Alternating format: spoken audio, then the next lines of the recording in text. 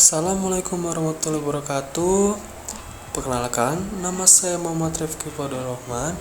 Sebelum kita memasuki presentasi, pertama-tama saya ucapkan puja dan syukur kita terhadap Allah Subhanahu wa Ta'ala, yang dimana kita dapat berkumpul mengamati judul yang saya teliti mengenai pentingnya kesadaran keamanan dalam mengatasi risiko cyber exponents. Dan yang kedua, saya berterima kasih kepada Bu Tri Wahyuni selaku dan sebagai dosen dari Eptik pada semester 7 ini. Baik, kita masuk ke latar belakang. Pengembangan teknologi informasi pada masa kini mengubah perilaku dan peradaban manusia secara signifikan. Ditandai dengan peningkatan aktivitas melalui internet, kegiatan seperti pembelajaran online atau e-education, tata kelola pemerintah digital atau e-government, layanan perbankan online atau e-banking, dan sebagainya semakin meluas. Internet yang terus berkembang baik dari segi teknologi maupun penggunaannya menjadi alat ganda yang bisa memberikan kontribusi positif terhadap peningkatan kesejahteraan dan kemajuan peradaban manusia, tetapi juga dapat disalahgunakannya untuk melakukan tindakan melawan hukum. Cybercrime memiliki berbagai bentuk dan variasi, tetapi esensinya tetap sama, yaitu melakukan tindakan kejahatan di dunia maya melalui internet. Dengan adanya tantangan ini, perlu kesadaran dan upaya bersama untuk mengamankan ruang digital, agar teknologi informasi terus memberikan dampak positif bagi masyarakat dan peradaban manusia. Dengan kemajuan teknologi internet yang sangat pesat, akan ada timbulnya bentuk kejahatan yang dikenal sebagai cybercrime. Menurut Bahari pada tahun 2023, cybercrime merupakan salah satu kejahatan besar yang sangat meresahkan dunia, dan cybercrime dapat melemahkan perekonomian dan demokrasi serta moralitas. Nah, lalu kita masuk ke identifikasi masalah. Di sini saya mengambil 3 identifikasi masalah. Yang pertama adalah mengetahui mengenai apa itu cyber exponents. Lalu yang kedua adalah motif dan beberapa penyebab terjadinya cyber exponents itu tersendiri. Lalu yang ketiga adalah mengatasi bagaimana cara menangani cyber exponents itu sendiri. Nah, untuk maksud dalam penulisan karya tulis ini diharapkan dapat memperluas pemahaman mengenai cyber exponents dengan memberikan penjelasan detail mengenai 1. Definisi dari cyber exponents, lalu kedua adalah motif dan penyebab terjadinya cyber exponents, yang ketiga adalah strategi penanganan cyber exponents. Lalu untuk tujuannya penyusunan karya tulis adalah sebagai bagian dari karya ilmiah yang diperlukan untuk memenuhi syarat penilaian ujian akhir semester UAS pada mata kuliah Eptik di program studi Sistem Informasi Universitas Bina Sarana Informatika. Nah, di sini kita masuk ke landasan teori. Definisi cyber exponents. Cyber exponents adalah tindakan kejahatan yang menggunakan jaringan internet untuk melakukan aktivitas pengintaian terhadap pihak lain dengan cara masuk ke dalam sistem jaringan komputer yang menjadi sasaran, menurut Dr. Yurizal pada tahun 2018. Lalu, menurut Putra Abdurrahman dan Hanzani pada tahun 2023, cyber exponent adalah suatu bentuk kejahatan yang memanfaatkan jaringan internet dengan tujuan melakukan kegiatan pengintaian. Hal ini dilakukan dengan cara masuk tanpa izin ke dalam sistem jaringan komputer korban. Kita next. Nah, di sini adalah karakteristik cybercrime. Pertama, ruang lingkup kejahatan. Tindakan yang terjadi di ruang maya atau cyberspace dan dilakukan secara ilegal tanpa izin, atau tindakan etis sulit untuk ditentukan yurisdiksinya, sehingga tidak jelas hukum negara mana yang berlaku terhadap perbuatan tersebut. Lalu yang kedua adalah modus kejahatan. Tindakan tersebut dilakukan menggunakan berbagai perangkat yang memiliki koneksi internet. Ketiga adalah jenis kerugian yang ditimbulkan. Perbuatan tersebut menyebabkan kerugian baik dalam bentuk material maupun imaterial, seperti waktu, nilai, jasa, uang, barang, harga diri, martabat, dan kerahasiaan informasi, yang cenderung lebih besar dibandingkan dengan kejahatan konvensional. Lalu yang keempat adalah pelaku kejahatan. Pelaku tindakan tersebut adalah individu yang memiliki keahlian dan kemahiran dalam menggunakan internet, beserta aplikasi-aplikasi yang terkait dalam penyusunan untuk mengeksploitasi cybercrime itu tersendiri. Lalu yang kelima adalah sifat kejahatan. Perbuatan tersebut seringkali dilakukan secara transnasional atau melintas batas negara. Yang selanjutnya adalah faktor pendorong.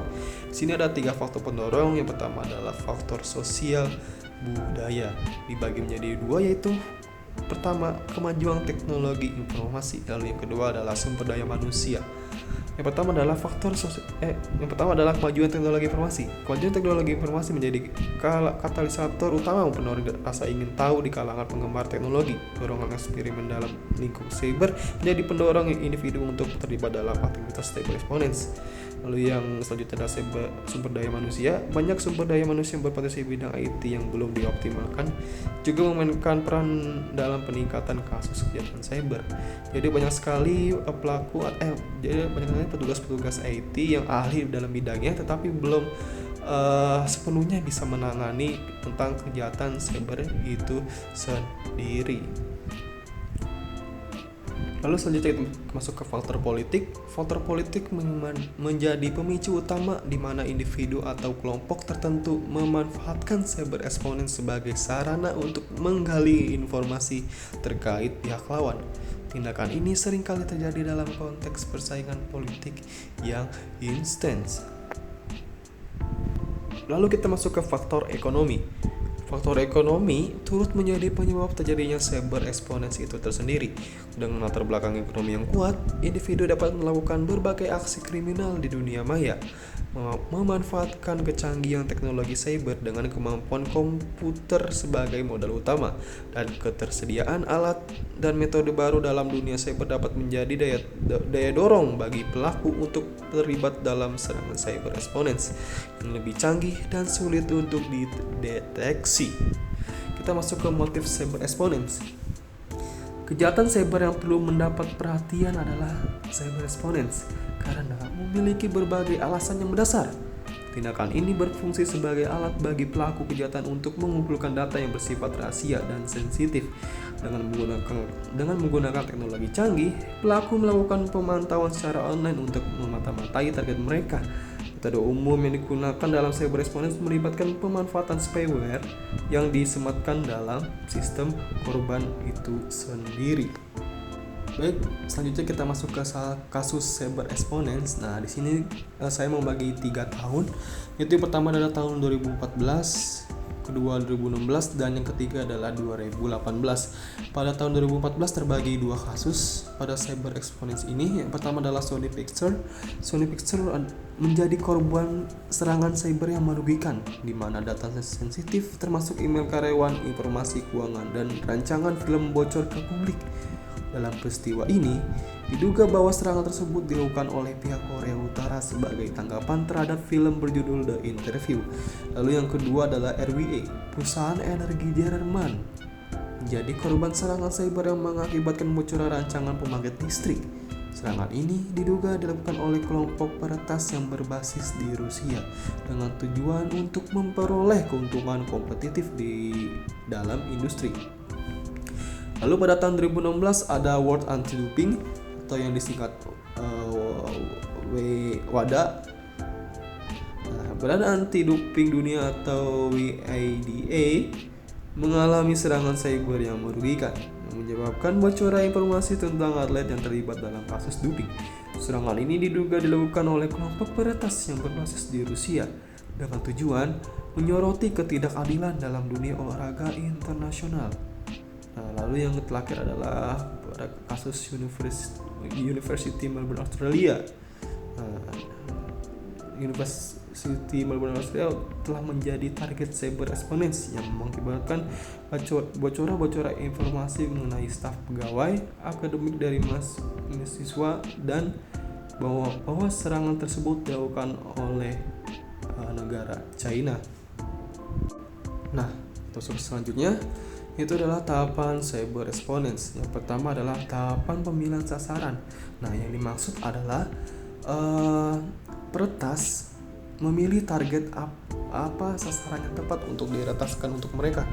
Lalu yang kedua adalah rekognisi. Rekognisi adalah mengamati celah-celahan yang bisa diseludupi. Nah, yang ketiga adalah setelah mengamati dan meneliti tentang celah-celah tersebut. Nah, di sini melakukan pengiriman malware kepada jaringan di perusahaan tersebut. Lalu yang keempat adalah eksploitasi dasar dan penetrasi. Nah, ini yang dimaksud adalah mengeksploitasi lagi data-data dan keamanan yang digunakan di perusahaan tersebut supaya bisa dieksploitasi, dieksplor lagi lebih jauh untuk meretasnya. Nah, yang kelima adalah pemeliharaan akses. Nah, pemeliharaan akses adalah mempertahankan untuk malware tersebut supaya terus ada di jaringan perusahaan tersebut. Nah, yang keenam adalah pengumpulan data. Nah, setelah malware yang dikirimkan berupa phishing telah masuk ke jaringan tersebut, nah, disinilah pengumpulan data penting akan diambil alih.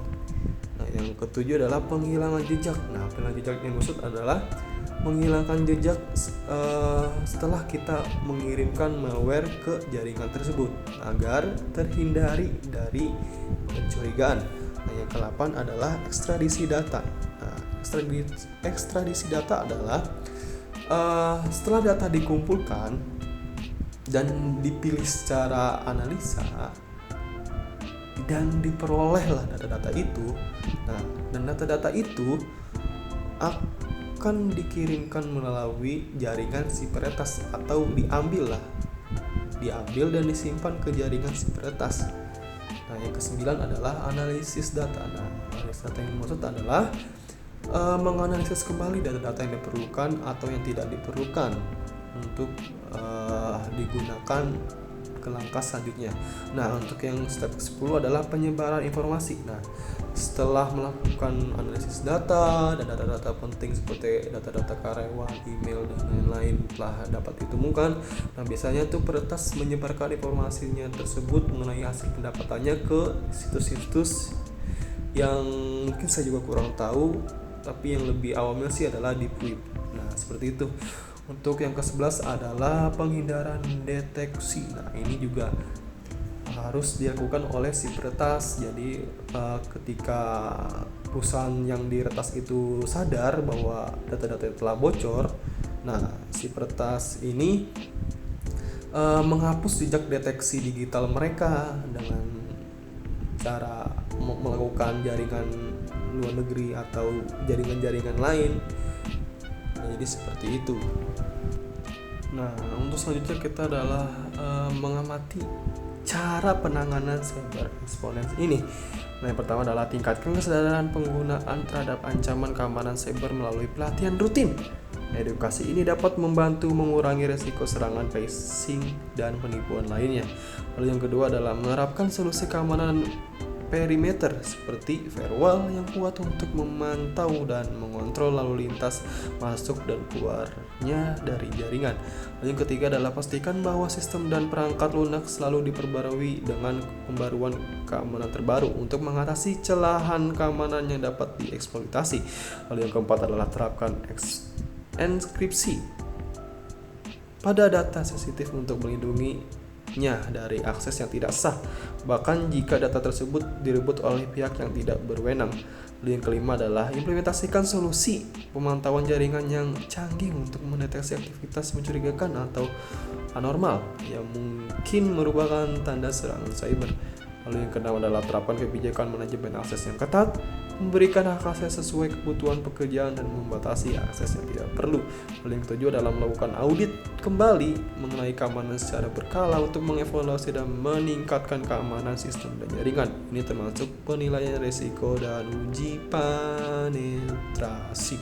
Lalu yang ke-8 adalah pihak berwenang harus menegakkan hukum terkait serangan cyber dan bekerja sama kepada lembaga internasional untuk menangkap dan mengadili pelaku kejahatan cyber seberat-beratnya. Nah, untuk selanjutnya ada kesimpulan dan saran. Untuk kesimpulannya adalah dengan memahami risiko dan mengambil tindakan proaktif, baik berupa pelatihan teknologi keamanan atau kebijakan yang tepat, organisasi dapat mengurangi potensi dampak serangan cyber exponents itu tersendiri. Kesadaran dan keamanan tidak hanya merupakan investasi dalam melindungi aset digital, tetapi juga merupakan strategi yang bijak dalam menjaga keberlanjutan operasional dan reputasi. Dalam dunia yang semakin terkoneksi secara Digital memahami, mengakui, dan mengatasi risiko response adalah langkah-langkah kritis menuju keamanan cyber yang tangguh. Lalu untuk sarannya adalah lakukan latihan rutin. Nah, untuk lakukan pelatihan rutin adalah sediakan pelatihan berkala kepada seluruh personel mengenai ancaman cyber, teknik phishing, dan tanda-tanda serangan cyber response lainnya. Lalu yang kedua adalah implementasi kebijakan keamanan yang kuat. Yang dimaksud adalah bangun dan terapkan kebijakan keamanan yang ketat termasuk manajemen akses yang cermat, penggunaan kata sandi yang kuat, dan kebijakan keamanan data. Yang ketiga adalah perbarui sistem dan aplikasi. Pastikan sistem operasi perangkat lunak dan aplikasi selalu diperbarui dengan pembaruan keamanan terbaru sehingga tidak ada celah yang memungkinkan untuk dieksploitasi. Nah, yang keempat adalah buat dan latih tim tanggapan keamanan. Nah, yang dimaksud adalah bentuk tim untuk keamanan yang siap tanggap untuk merespon serangan cyber dengan cepat dan tangguh. Seperti itu. Ya. Itulah adalah beberapa penjelasan saya mengenai cyber espionage, bahwa cyber espionage adalah salah satu kejahatan yang sangat berbahaya bagi kita. Maka kita perlu banyak belajar untuk mengevaluasi lebih jauh agar tidak terjadi ke kita. Oke, terima kasih. Saya Muhammad Rifki Fadul Rahman. Jika ada kekurangan mohon maaf. Wassalamualaikum warahmatullahi wabarakatuh.